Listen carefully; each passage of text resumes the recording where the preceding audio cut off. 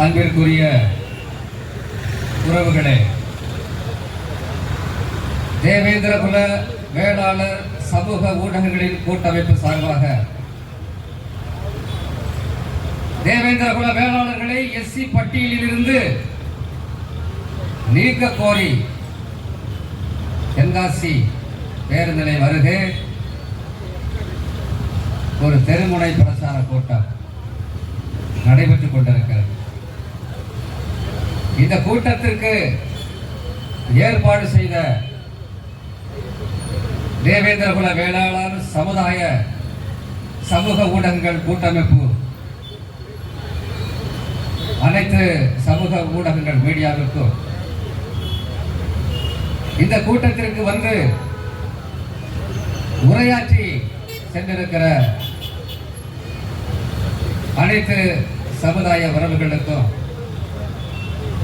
எனக்கு அடுத்து உரையாற்ற இருக்கிற சமூக உறவுகளுக்கும், என்னதான் பேசிவிடப் போகிறார்கள் இவர்கள் என்று ஆங்காங்கே நின்று கவனமாக கேட்டுக்கொண்டிருக்கிற அனைத்து தமிழர் குடிகளுக்கும் வணிகர்களுக்கும் என்னுடைய வணக்கத்தை தெரிவித்துக் கொள்கிறேன். எஸ்சி பட்டியலில் இருந்து எங்களை நீக்கு என்று இன்று நேற்றல்ல, என்றைக்கு இந்த பட்டியல் உருவானதோ அன்றிலிருந்தே இந்த குரல்கள் ஒலித்துக் கொண்டிருக்கிறது. எனக்கு முன்பு பேசிய எழுத்தாளர் தமிழ்வாரன் அவர்கள் சொன்னார், இந்த பட்டியல்கள் உருவான போது சீனிவாச பிள்ளை என்பவர் எங்களுக்கு இந்த பட்டியல் தேவையில்லை என்று அன்றைக்கு இருந்த தேவேந்திரகுல வேளாளர் பூவைசிய சங்கம் சார்பாக அரசுக்கு கோரிக்கைகளை வைத்தார். அன்றே அவர் உணர்ந்திருக்கிறார், இந்த பட்டியல்கள் வருங்காலத்தில் ஒரு மிகப்பெரிய நெருக்கடியை இந்த சமுதாயத்திற்கு உருவாக்கும் என்று அவர் அன்றே உணர்ந்திருக்கிறார். இந்த மண்ணினுடைய பூர்வகுடி மக்கள், தேவேந்திரகுல வேளாளர் சமுதாயம் தங்களை இந்த பட்டியல், ஒரு அரசு பட்டியல்களை உருவாக்கி வைத்திருக்கிறது. அந்த பட்டியல் எதற்காக உருவாக்கி வைத்திருக்கிறது என்றால், இந்த மக்களுக்கு அநீதி நிகழ்ந்திருக்கிறது, அவர்களை இடஒதுக்கீடு என்கின்ற அடிப்படையிலும் சட்டத்தின் அடிப்படையிலும் இவர்களை பாதுகாக்க வேண்டும் என்கின்ற அடிப்படையில் இந்த பட்டியல்கள் உருவாக்கப்பட்டிருக்கிறது. பட்டியல்களுடைய நோக்கம் சரி, ஆனால் இந்த பட்டியல்களில் உள்ள குழப்பம், இது ஒரு மிகப்பெரிய மோசடி.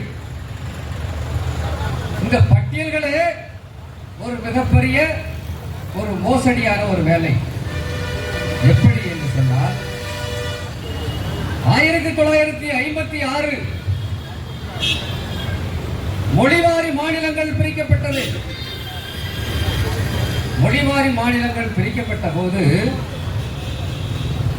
தமிழ்நாட்டிலே உள்ளவர்கள் பக்கத்து மாநிலங்களாக இருக்கிற ஆந்திரா, கர்நாடகா, கேரளா என்று அன்றைக்கு பிரிட்டிஷ் ஆட்சி காலத்தில் இது எல்லாம் ஒருங்கிணைந்து சென்னை மாகாணம் என்று அழைக்கப்பட்டது.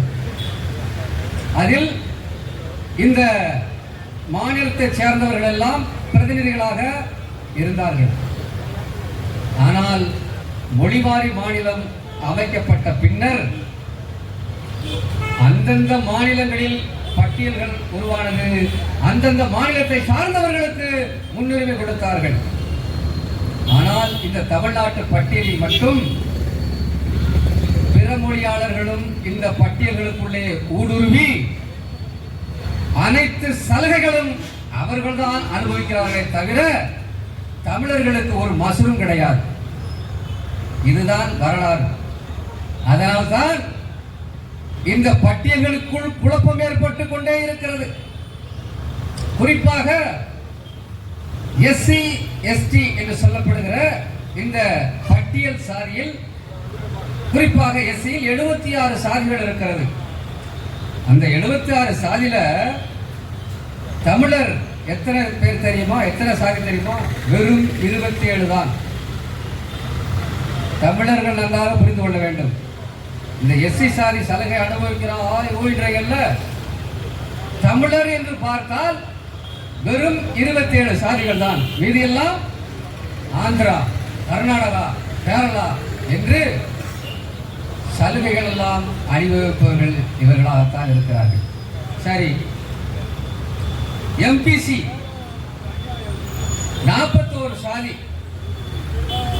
அதிலே ஒரு 30% தமிழர்கள், மீதியெல்லாம் பிறமொழியாளர்கள். இப்படி முற்பட்ட சாதி 79, அதிலையும் ஒரு 20-30 சாதி தான் தமிழர்கள். ஆக தேவேந்திரகுல வேளாளர் சமுதாயம் இந்த எஸ்சி பட்டியலில் இருந்து வெளியேற வேண்டும் என்று தொடர்ச்சியாக நாம் குரல் கொடுத்துக் கொண்டிருக்கிறோம். ஆனால் இது தேவேந்திரர்களுக்கான ஒரு கோரிக்கையா என்றால் இல்லை, இது தமிழர்களுக்கான கோரிக்கை என்பதை இந்த தமிழர்கள் உணர வேண்டும். ஏனென்றால் அனைத்து பட்டியல்களிலுமே ஊடுருவிப்பவர்கள் யார்? பிறமொழியாளர்கள். பிறகு என்ன உனக்கு கிடைக்கும்? எம்பிசி பட்டியல்களில் வன்னியர் சமுதாயம் இருக்கிறது. அவர்கள் அந்த பட்டியல்கள் உருவாவதற்கு அவர்கள் காரணம். எவ்வளவு இழப்பு வட மாவட்டங்களிலே இந்த இடஒதுக்கீட்டிற்காக கிட்டத்தட்ட 20க்கும் மேற்பட்டவர்களை அவர்கள் உயிர் தியாகம் செய்தார்கள். இந்த வன்னியர்களுடைய போராட்டம் என்பது தமிழ்நாட்டிற்கு ஒரு முன்மாதிரியாக விளந்தது. அதன் காரணமாக எம்பிசி பட்டியல்கள் உருவானது. அந்த பட்டியலிலும் பிறமொழியாளர்கள். இன்றைக்கு அவர்கள் எங்களுக்கு இடஒதுக்கீடு நாங்கள் அனுபவிக்கவில்லை, எங்களுக்கு தனியாக இடஒதுக்கீடு கொடுத்துவிடு என்று சொல்லி 10.5 அந்த விகிதாச்சார அடிப்படையில் அவர்கள் போராடுகிற போது அன்றைக்கு இருந்த முதலமைச்சர் எடப்பாடி பழனிசாமி அவர்கள் உடனடியாக அந்த கோரிக்கையை நிறைவேற்றினார். ஆனால் இவர்கள் நீதிமன்றம் சென்று அந்த கோரிக்கைக்கு அந்த ஆப்பு வைத்து விட்டார்கள். அப்போ இந்த கோரிக்கையை, இந்த 10.5 இடஒதுக்கீட்டை எதிர்த்தவர்கள் யார் என்று சொன்னால் தமிழர்கள் கிடையாது. நன்றாக புரிந்து கொள்ள வேண்டும். இந்த இடஒதுக்கீட்டை எதிர்த்தவர்கள் பிறமொழியாளர்கள், குறிப்பாக இசை வேளாளர்கள். இன்னைக்கு நாட்டை ஆண்டு கொண்டிருக்கிற குறிப்பாக அந்த சாதி, அவர் பெயரை குறிப்பிட விரும்பல. ஆக இவர்கள் தான் தமிழர்களுக்கு எதிராக, தமிழர்களுக்கு எந்த சலுகைகளும் கிடைத்துவிடக் கூடாது, எந்த இடஒதுக்கீடும் கிடைத்துவிடக் கூடாது என்று இவர்கள் கங்கணம் கட்டி கொண்டிருக்கிறார். ஆக இது ஏதோ எஸ்சி பட்டியலில் இருந்து தேவேந்திர வேளாளர் சமுதாயம் பிரிந்துவிட்டால் அல்லது பட்டியலில் இருந்து வேறு பட்டியலுக்கு சென்று விட்டால் தீரக்கூட பிரச்சனையா என்றால் இல்லை. தமிழ்நாட்டு பட்டியல்கள் 7 பட்டியல்களாக பிரித்திருக்கிறார்கள். தமிழ்நாட்டினுடைய அந்த பட்டியல்களை, சாதிகளை தனித்தனியாக பிரித்து 7 பட்டியல்களாக பிரித்திருக்கிறார்கள். இந்த 7 பட்டியல்களுமே பிறமொழியாளர்கள் இருக்கிறார்கள். ஆக இந்த பட்டியலுடைய அடுத்த கட்ட பரிமாணம் தேவேந்திரகுல வேளாளர் சமுதாயம் தொடர்ச்சியாக முன்னெடுத்துக் கொண்டிருக்கிற இந்த பட்டியல் வெளியேற்றம் என்ற கோரிக்கை என்பது அடுத்த கட்ட பரிமாணத்திற்கு சென்றிருக்கிறது என்று சொன்னால், செல்ல வேண்டும் என்று சொன்னால் தமிழர்கள் இந்த பட்டியல்களையே மறுசீரமைப்பு செய்ய வேண்டும் என்ற கோரிக்கையோடு போராட முன்வர வேண்டும். அப்போதுதான் தமிழர்கள் ஒற்றுமை ஏற்படும். இந்த பட்டியல், அந்த பட்டியல், எம்பிசி, பிசி என்று கூறு ஓட்டு வைத்திருக்கிறார்கள் தமிழர்களை. ஆக ஒரு மொழி பேசுகிறவர்களாக தமிழர்களாக ஒன்றிணைய முடியாத அளவிற்கு இந்த பட்டியல்கள் இருக்கிறது. ஆக நான் என்ன சொல்கிறேன் என்று சொன்னால், தமிழர்கள் அடங்கிய ஒரே பட்டியல். எங்களுக்கு சலுகையும் வேண்டாம், ஒரு மசுறு வேண்டாம், தமிழராக ஒன்றிணைவோம். ஒரே பட்டியல் உன்னால வர முடியுமா?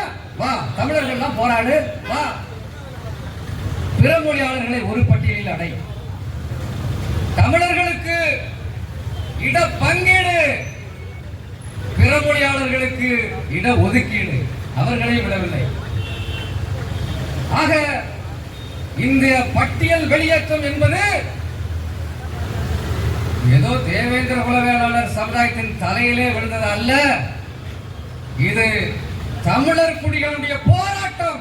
இங்கிருந்தான் தொடங்க வேண்டும். தமிழ் தேசியம், தமிழர் தேசியம் என்றெல்லாம் இன்றைக்கு ஆங்காங்கே அமைப்புகள் இருக்கிறது. அந்த அமைப்புகள் எல்லாம் இந்த போராட்டத்தை, இந்த கோரிக்கையினுடைய உள்ளார்ந்த விஷயத்தை உணர வேண்டும். நாமெல்லாம் தமிழர்களாக ஒன்றிணைவதில் என்ன தயக்கம், என்ன குடிமொழி போகுது? இன்றைக்கு நாம் பிரிந்து கிடப்பதால் வரக்கூடிய விளைவுகள் என்ன தெரியுமா?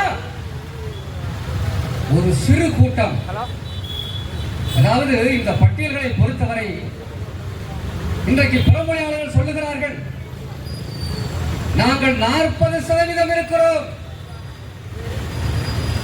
இந்த நாட்டை நாங்கள் ஆளுவோம், தொடர்ச்சியாக ஆளுவோம், விஜயநகர பேரரசு ஆட்சியை நாங்கள் மீண்டும் நிறுவுவோம் என்று ஒக்கரிக்கிறார்கள். 40% நாங்கள் இருக்கிறோம், கிட்டத்தட்ட 70% மேல் எங்களுடைய நிலமும் எங்களுடைய வணிகமும் இந்த தமிழ்நாட்டில் தான் இருக்கிறது என்று பகிரங்கமாக சொல்லுகிறார்கள் பிரமணியாளர்கள். அப்படியானால் இந்த பட்டியல்களை மறுசீரமைப்பு செய்ய வேண்டியது முதல் கடமை. நம்முடைய போராட்டம் இங்கிருந்து தொடங்க வேண்டும். 40% நாங்கள் இருக்கிறோம் என்று சொல்லுகிற பிரமணியாளர்கள் சிறுபான்மையினர் என்று தங்களை அறிவித்துக் கொண்டு அதில் வரக்கூடிய சலுகைகளும் அனுபவிக்கிறார்கள். எவ்வளவு ஒரு விஷயம் பாருங்க. இன்றைக்கு ஈஸியாக அரசு வேலைக்கு வந்து விடுகிறார்கள் இந்த பெருமொழியாளர்கள். என்ன கொடுமை என்றால், தமிழ் பேராசிரியர்களாக இந்த பெருமொழியாளர்கள் இருக்கிறார்கள். இதெல்லாம் பார்த்து நாம் வெட்கப்பட வேண்டாமா? வேதனைப்பட வேண்டாமா? எங்கயா போச்சு தமிழருடைய மரபு? டாஸ்மாக் கடையில் போய் நீ நிக்கிற, என்ன நடந்து கொண்டிருக்கிறது? ஒரு சிறு கூட்டம் இந்த தமிழ்நாட்டை ஆண்டு கொண்டிருக்கிறது, தமிழ்நாட்டை தீர்மானிக்கிறது, இயற்கை வளங்களை கொள்ளையடிக்கிறது, தமிழன் தலையிலே மிளகாய் அரைக்கிறது. தமிழருக்கு தமிழ் இனப்பற்று வந்துவிடக் கூடாது என்று வரலாறுகளை மூடி மறைக்கிறது.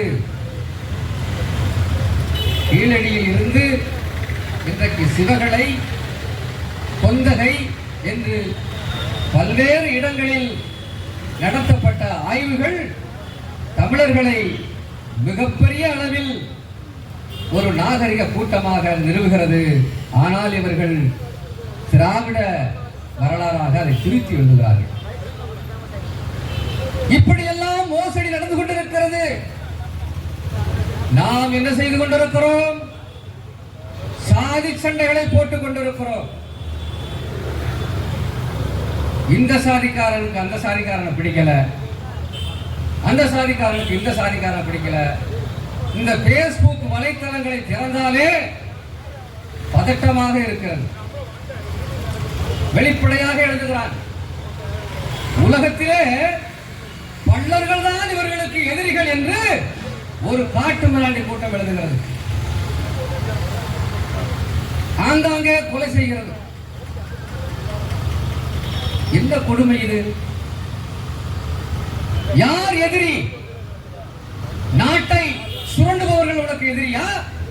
இல்லை, இந்த தேவேந்திர குல வேளாளர் உனக்கு எதிரியா? வீதிக்கு வீதி டாஸ்மாக் கடைகளை திறந்து உன்னை போதையிலே வைத்திருக்கிறார்களே, இவர்கள் உனக்கு எதிரியா? இந்த பள்ளர்கள் உனக்கு எதிரியா? கனிம வள சுரண்டல்களை சுரண்டி கொளுத்துக் கொண்டிருக்கிறார்களே, சொத்து குவித்து இன்றைக்கு சுவிட்சர்லாந்து பல்வேறு இடங்களில் தீவுகள் என்று வாங்கி கொடுத்துக் கொண்டிருக்கிறார்களே, இவர்கள் உனக்கு எதிரியா? இந்த பள்ளர்கள் உனக்கு எதிரியா? வெட்கமாக இல்லை உனக்கு? உழைத்து பிழைப்பவர்கள் உனக்கு எதிரியா? புரிந்து கொள்ள வேண்டும். உன்னுடைய அறிவால் யாருக்கு எதிராக திரும்ப வேண்டும்? உன்னுடைய வளங்களை, உன்னுடைய வாய்ப்புகளை, உன்னுடைய இடஒதுக்கீடுகளை மடைமாற்றிக் கொண்டிருக்கிறார்களே, இவர்கள் உனக்கு எதிரியா? அன்றாட வேலை வாய்ப்பு பிழைக்கிறார்களே, அவர்கள் உனக்கு எதிரியா? ஆக இந்த மடைமாற்று அரசியலை புரிந்து கொள்ள வேண்டும். தமிழர்களாக நாம் ஒன்றிணைந்தால் ஒரு பையன் இந்த கனிம வளத்தை திருட முடியுமா? இன்றைக்கு கேரளாவுக்கு போகிறதே எத்தனை லாரிகள் ட்ரெயின் மாதிரி போகுது. ஏன்? நீயும் நானும் போடுற சண்டையில அவன் கொளுத்துக்கிட்டு இருக்கான். இந்த மண்ணை சுரண்டிட்டு போறான். எத்தனை நாளைக்கு இந்த மண்ணை சுரண்டுவார்கள்? அப்படி சுரண்டி சோமாலியாவாத ஆகிவிட்டால் என்ன எப்படி நீ சண்டை போடுவ? சாதி சண்டை போடுறது கூட நீ இருக்க மாட்ட, நானும் இருக்க மாட்டேன், நீ இருக்க மாட்ட. மடைமாற்று அரசியலை புரிந்து கொள்ள வேண்டும். இது இந்த காலத்திற்கும் இது போன்ற சாதி பெருமைகள், சாதி சண்டைகள் நீடிக்காது. உனக்கு எதிராக அனைத்து தமிழ் சாதிகளும் திரும்பும் போது நீ தனிமைப்படுத்தப்படுவாய். எத்தனை நாளைக்கு ஒரு சமுதாயத்தை நீ அடிச்சுக்கிட்டே இருப்ப? அவர்கள் என்ன சொல்லுகிறார்கள்? அவர்கள் என்ன கோரிக்கை வைக்கிறார்கள்? ஆக இந்த உள்ளார்ந்த உன்னுடைய இந்த பண்புகளுக்கு என்ன வரலாறு? இந்த தமிழ்நாடு ஏன் இப்படி குட்டிச்சவராக போனது? பிறமொழியாளர்களுடைய ஆட்சி கைக்கு எப்படி போனது என்றெல்லாம் படி. அப்போதுதான் உனக்கு வரலாறு தெரியும். ஆண்ட பரம்பரை என்று பேசிக் கொண்டிருந்தால் ஒன்றும் நடக்கப் போவதில்லை. வீண் பெருமை, வெற்றி பெருமை மட்டும்தான் நீ பேச முடியுமே தவிர ஆட்சிக்கெல்லாம் வர முடியும். ஆக தமிழர்கள் ஆட்சிக்கு வர வேண்டும் என்று சொன்னால் இந்த சிறு கூட்டத்தை நாம் கடந்து நம்முடைய ஆட்சி அதிகாரத்தை நிறுவ வேண்டும் என்று சொன்னால் தமிழர்களாக ஒன்றிணைய வேண்டும். ஒரு சமுதாயம், ஒரு சாதி ஒருபோதும் ஆட்சியை பிடிக்க முடியாது. அது கனவு. அப்படியெல்லாம் செய்துவிட முடியாது. இன்றைக்கு உங்களுக்கெல்லாம் தெரியும் உலக அளவிலே என்ன நடந்து கொண்டிருக்கிறது. அமெரிக்க வல்லாதிக்க அரசு அங்கே இருக்கக்கூடிய பெட்ரோலிய வளம் இருக்கக்கூடிய நாட்டில் அத்துமீறி போர் தொடுத்து அந்த ஈரானுடைய உச்சபட்ச அதிபராக இருந்த அயதுல்லா அல் காமனி என்பவரை கொலை செஞ்சுட்டான். அவன் சொல்லக்கூடிய காரணம் என்ன? நீ தடை செய்யப்பட்ட அணுகுண்டுகளை தயாரிக்கிற அப்படின்னு சொல்றான். நாட்டாமை செய்கிறான். ஒரு நாட்டினுடைய இறையாண்மையோடு விளையாடுகிறான். அந்த அயதுல்லா அல் கமனி என்பவர் ஈரானுடைய அதிபர். அவர் இந்த போர் நடப்பதற்கு முன்பே வளைகுடா நாடுகளுக்கு ஒரு பகிரங்கமாக அவர் ஒன்று சொல்லுகிறார். இந்த வளங்கள் இருக்கக்கூடிய நாடுகள் எல்லாம் நாம் ஓரணியிலே நின்றோம் என்று சொன்னால் அமெரிக்காக்காரன் இங்க நாட்டாமத்தனம் செய்வானா என்று அல் கமனி என்பவர் அறைகூவல் விடுக்கிறார்.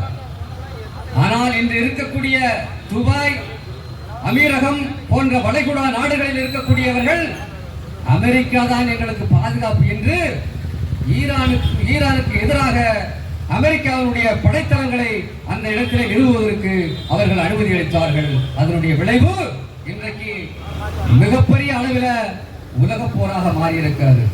ஈரான் நாடு இன்றைக்கு அனைத்து நாடுகளுடைய அந்த அனைத்து நாடுகளிலும் நிலை பெற்றிருக்கிற அமெரிக்க ராணுவ தளவாடங்களை அடித்து நொறுக்குகிறார்கள். இது ஒரு மிகப்பெரிய ஒரு முன்னேற்றம். என்னை எதிர்ப்பதற்கு ஆளே இல்லை என்று கொக்கரித்த அமெரிக்கா இன்றைக்கு வாளை சுருட்டி கொண்டு போரை நிறுத்துவதற்கு அங்கங்கே பேச்சுவார்த்தை நடத்துவதற்கு உலக நாடுகளை கூப்பிடுகிறார் என்று சொன்னால் இதுதான் மிகப்பெரிய மாற்றம். இப்படி நிக்கணும். ஈரான் அப்படி நிக்குது. ஈரானுக்கு தார்மீக ஆதரவு கொடுக்க வேண்டியது இந்தியாவுடைய கடமை. 1000 முரண்பாடுகள் இருக்கட்டும், இந்தியா நாடு ஈரானுக்கு ஆதரவு கொடுக்க வேண்டும். ஏகாதிபத்தியங்கள் எந்த வடிவத்தில் வந்தாலும் அவர்களை அடித்து நொறுக்க வேண்டும் என்று ஈரான் எந்த காலத்தில் நாங்கள் பின்வாங்க மாட்டோம், இழப்பதற்கு ஒன்றுமில்லை என்று சொல்லி ஈரான் மிகப்பெரிய சண்டைகளை போடுகிறது. அந்த சண்டை வெற்றி பெற வேண்டும், அந்த சண்டை வெற்றி பெற வேண்டும் என்று இந்த கூட்டத்தின் வாயிலாக நான் கேட்டுக்கொள்கிறேன். அதே நேரத்தில் அப்படி ஒரு மிகப்பெரிய ஏகாதிபத்திய எதிர்ப்பு ஒன்று போய்கிட்டு இருக்கு. ஆனா மானாமதுரையில ஆகாஷ் டெலிசன் என்கின்ற ஒரு இளைஞர் அவர் என்ன செய்கிறார்? அங்கு ஒரு சமூக ஆர்வலராக இருக்கிறார். இந்த காவல்துறை அவரை ஒரு வழக்கிற்காக பிடித்து கிட்டத்தட்ட 6 பேரை பிடித்திருக்கிறார்கள். இந்த குறிப்பாக இந்த ஆகாஷ் என்பவரை தனியாக பிரித்து, நீ தேவேந்திர குல வேளாளர் சமுதாயத்தை சேர்ந்தவன் தானே என்று கடுமையாக சித்திரவை செய்திருக்கிறார்கள். 28 இடங்களில் காயம், காலை உடைத்திருக்கிறார்கள். வரலாற்றில் இல்லாத அளவிற்கு சித்திரவதை செய்திருக்கிறார்கள்.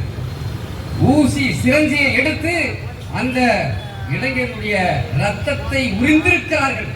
இந்த காவல்துறையை சேர்ந்தவர்கள் எவ்வளவு வண்ணம் உன்னுடைய உடம்பிலே ஊறியிருந்தால் இப்படி ஒரு காரியத்தை செய்வார்.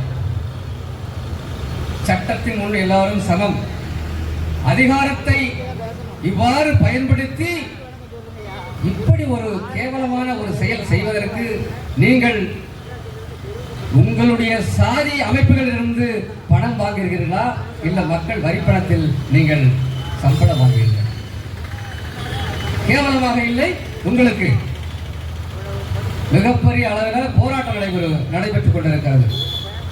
அந்த ஆகாஷ் டெலிசன் என்பதற்கு நீதி கிடைக்க வேண்டும் என்று சொல்லி அந்த மானாமதுரையில சமூக ஆர்வலர்கள் போராடி கொண்டிருக்கிறார்கள்.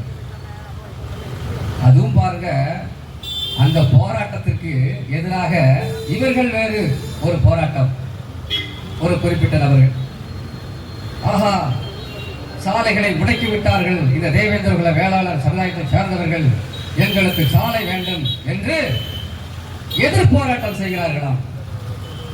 படுபாவிகளா, இது மனித உரிமைக்கான போராட்டம். இன்று தேவேந்திர குல வேளாளர் சமுதாயத்தை அடித்தவன், சித்திரவதைக்கு உள்ளாக்கவன் நாளை உன்னையும் செய்வான். அதிகாரம் என்பது ஒரு சாதியுடைய கையில் மட்டும் இருக்காது. ஆனால் மனித உரிமை என்பது அனைவருக்குமானது என்பதை நீங்கள் புரிந்து கொள்ள வேண்டும். இப்படி எதிர்ப்புக்கு எதிர்ப்பு என்று சொல்லிக்கொண்டே இருந்தால் ஒரு பக்கம் மட்டுமே காத்து வீசாது. இந்த சமுதாயத்திலும் ஐஏஎஸ் இருக்கிறார்கள், ஐபிஎஸ் இருக்கிறார்கள், காவல்துறை ஆய்வாளர்கள் இருக்கிறார்கள், அரசு ஊழியர்கள் இருக்கிறார்கள். அவர்களெல்லாம் ஒருங்கிணைந்து அவர்கள் சாதிக்கு வேலை செய்ய ஆரம்பித்தால் உன்னுடைய நிலைமை என்னாகும் என்பதை நீங்கள் புரிந்து கொள்ள வேண்டும். இந்த ஆட்சியாளர்கள் புரிந்து கொள்ள வேண்டும். சாதி ரீதியாக செயல்படக்கூடிய இந்த கயவர்களை உடனடியாக பணி நீக்கம் செய்ய வேண்டும். என்ன மயிர் சாதி உனக்கு? அரசு பணம் என்பது அனைத்து சாதிகளுடைய ரத்தம், அனைத்து சாதிகளுடைய உழைப்பினுடைய வரி. உன் சாதிக்கார மட்டும்தான் பணம் கொடுக்கிறானா, வரி கட்டுறானா? உனக்கு வெக்கமாக இல்லை? உனக்கு கூச்சமாக இல்லை? இப்படி ஒரு காரியத்தை செய்வதற்கு என்ன கொடுமை இது? அரசு ஊழியர்கள் மக்களுக்காக இருங்க, அதுக்கு தானே உனக்கு சம்பளம். மக்களுடைய வரிப்பணத்தில் உன்னுடைய சாதிக்கு வேலை பார்ப்பதாக இருந்தால் கூலிப்படையாக போய் சேர். பிறகு பாளையங்கோட்டை சிறையிலே உன்னை வந்து நான் பார்க்கிறேன். அல்லது என்கவுண்டர் அவனை முடிச்சிருவாங்க. ஆக இந்த அரசு இந்த எங்களுடைய கோரிக்கைகளை செவிசாய்க்க வேண்டும். தமிழ் தேசிய அமைப்புகள் இன்றைக்கு இந்த கோரிக்கையை அடுத்த கட்ட பரிமாணத்திற்கு இந்த சமூக ஊடகங்களின் கூட்டமைப்பு எடுத்துச் செல்கிறது. இனிமேல் இது வெறும் தேவேந்திர குல வேளாளர் சமுதாயத்திற்கான போராட்டம் அல்ல, இது தமிழர்களுக்கான போராட்டம். எங்களை எஸ்சி பட்டியலில் இருந்து நீக்கு என்று சொல்வதல்ல, இதற்கு மேல் இந்த தமிழ்நாட்டில் பட்டியலையே மறுசீரமைப்பு செய். தமிழர்கள் அடங்கிய ஒரே பட்டியல், பிறமொழியாளர்களோடு அடங்கிய ஒரு பட்டியல். தமிழர்களுக்கு இடப்பங்கீடு, பிறமொழியாளர்களுக்கு இடஒதுக்கீடு என்று கூறி இந்த தெருமுனை பிரச்சாரத்திலே கலந்து கொண்ட அனைத்து சமூக உறவுகளுக்கும் தமிழர் குடிகளுக்கும் நன்றி கூறி விடைபெறுகிறேன். நன்றி, வணக்கம்.